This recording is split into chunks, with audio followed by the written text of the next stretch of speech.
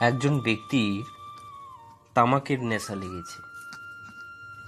সে প্রতিবেশীর বাড়ি গেছে আগুনের খোঁজে তামাকের টিকে ধরাতে। এদিকে রাত অনেক হয়েছে, তারা সকলে ঘুমিয়ে পড়েছিল। অনেকক্ষণ ধরে দরজায় ঠেলাঠেলি করবার পর একজন দরজা খুলতে নেমে এলো। লোকটিকে এত রাত্রে দেখে জিজ্ঞাসা করলে, কি গো, এত রাত্রে কি মনে করে? সে বলল, আর কি মনে করে, তামাকের নেশা আছে জানোই তো, টিকে ধরাবো মনে করে। বাড়ির ভেতরের লোকটি বলল, তুমি তো বেশ লোক হে,